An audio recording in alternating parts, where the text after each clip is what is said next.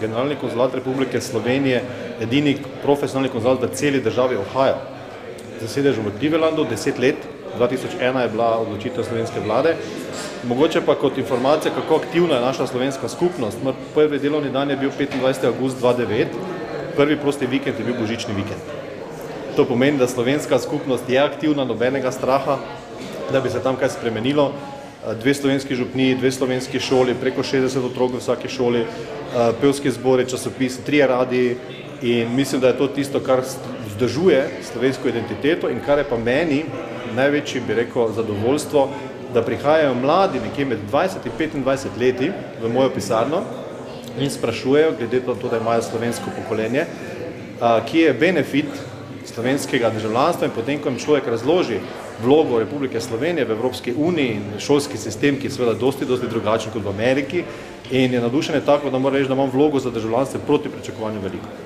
No, sicer pa po nekaterih podatkih v Clevelandu in okolici živijo od 80 tisoč do 120 tisoč Slovencev in njihovih potomcev, 3., 4. že generacija. Kaj pa slovenščina še kaj vladajo? Se še sliši tam slovenski jezik?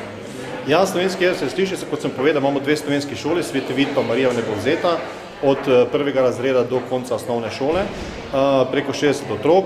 Seveda je, bi rekel, tista, ko gre, tista prva generacija, ki je prišla, 3., 4., je mogoče slovenščina nekje malo v ozadju, ampak še vedno se vzdržuje.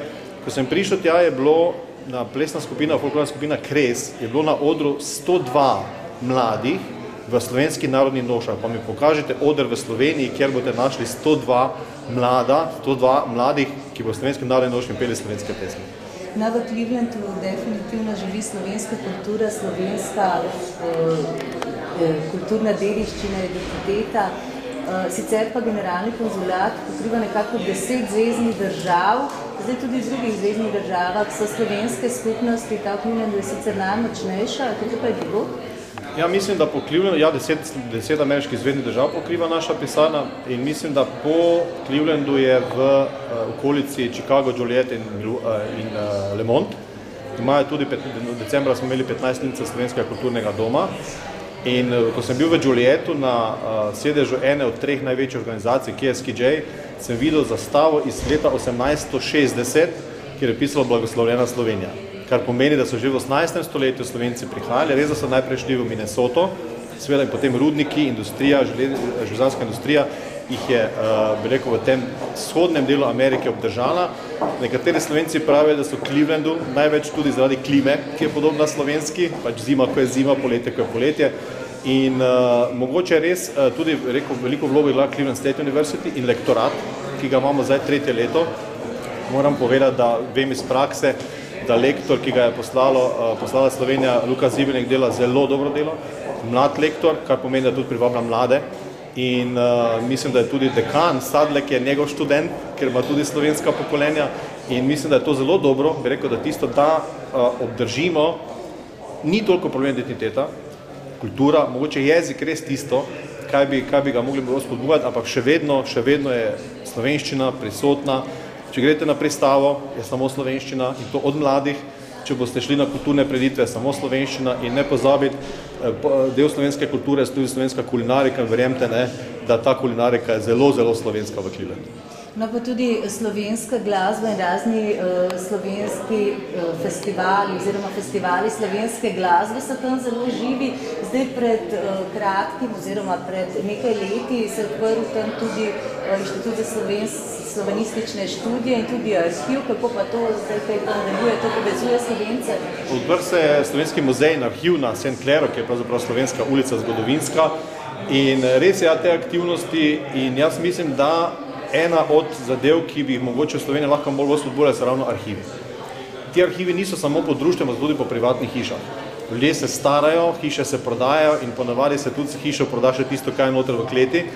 In moram reči, da sem bil tak čustveno, ko sem prišel v Joliet in je tam Zveza slovenskih žena, ki je bila ustanovljena v začetku 19. stoletja in sem imel v roki prijavnico številka 1 in so te dame prišle do spoznanja, da pač enostavno, če hočeš to obdržati, arhivirati na USB ključke in v računalnike in je bil moj predlog takrat, da bi bilo dobro, če bi Slovenija pošiljala mlade študente, ki bi tem starejšim damam pomagali to delati, ker to je bolj tehnično delo, študente, ki študirajo nekaj v tej smeri, ki bi se v živo, v praksi spoznali za temi ljudmi, živeli bi pa njih, s kateri ljudje zelo z veseljem sprejmejo, ta mlade ljudi, če prijo tam jih gostijo, sem pa da za kakšen mesec, da recimo strošek Slovenije bi bil avionska karta, bil bi pa velika pomoč tem starejšim ljudem tam, da bi se lahko to arhiviralo, kajti želeli ali ne želeli, njihova zgodovina je tudi naša zgodovina.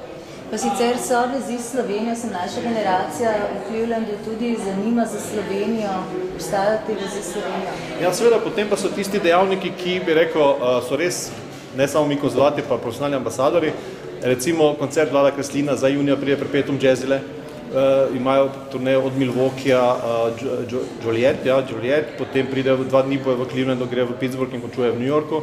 In to so vse tiste, bi rekel, vemo, da tudi razvoj kulture se spreminja. Ne? In včasih, kot rečejo, harmonika in kranjska klobasa, da smo to prešli, da mlajše moraš tudi nekaj drugega dati. In moram reči, da se tam mladi zanimajo, spremljajo, normalno, tehnologija je takšna, da se spremljajo vse preko interneta, spremljajo, sprašujejo, velik interes je po informacijah, ampak se pravim, tako kot je recimo družina dr. Turka, mešan zakon, pač gospa je iz Slovenije, on je tam v značilnem sistemu, bi rekel, počitnic tu ali pa tam se spoznajo in je to tisto, ko, bi rekel, zdržuje to vez. In moram reči, zdaj imamo malo problem, ker so avionske karte zelo visoke, drugač preko Tonija Petkovška, ki je legendarni, letos bomo imeli 50 let njegove radijske oddaje, vsaki dan in preko podjetja Kolander, ki je zdaj v lasti Kompasa, če bi prešteli, koliko je samo on, Slovencev, pripeljal v Slovenijo oziroma tam Američano, letos mislim, da ima SMPJ, planira v juliju imeti potovanje v Slovenijo in ne pozabi, to sem čisto slučajno zvedel, da predsednik SMPJ, ene od največjih organizacij, pred 40 leti je bil 30 let možakar iz Koga pri Ormožu in je res padla ideja iz tega kraja, da bi naredili simpozij o tem možakarju in smo zdaj skombinirali, da bo to naredili takrat, ko bo sedanji predsednik Joy Veniš v Sloveniji, da bo lahko on govoril o referatu o svojem predhodniku, kar mislim, da je nekaj fenomenalnega. No pa morda še s kakšnimi zadevami, da se obračajo Slovenci in njihovi potomci na vas kot konzula? Glede, če ko sem jaz pregledal svoje konzularne spise, ne sem gotovil, da imam toliko kot New York pa Washington skupaj, kaj zadeva Slovencov. Mi imamo ogromno zadev, recimo, ker vedno so še nepremičnine v lasti Slovencov, ki živijo tam, ali pa njihovih predhodnikov. Imamo zadeve, ki so na sodišči, imamo zadeve z upravnimi enotami, slovenski potni listi. Jaz sam sem pravnik, sem delal na sodišču in včasih moram 3-krat prebrati, kaj napišem. In ti ljudje, recimo starejši, ki niso več niti jezika toliko vešči in pač pomagamo. In jaz pravim, moj moto je, zadeve so tako komplicirane, jaz sem tam, da ljudem pomagam.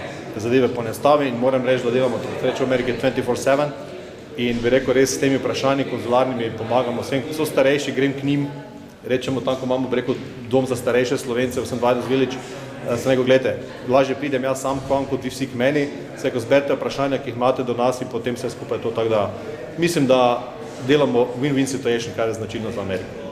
No, sicer pa dobre so tudi povezave z mestom Cleveland, zdaj ta današnji obisk v Sloveniji sodi prav ta okvir povezan sodelovanja z mestom Cleveland, Slovenijo in tudi slovensko skupnostjo v Clevelandu. Tako, naša pisarna ima zelo dobre odnose, naš konzulat z mestno hišo.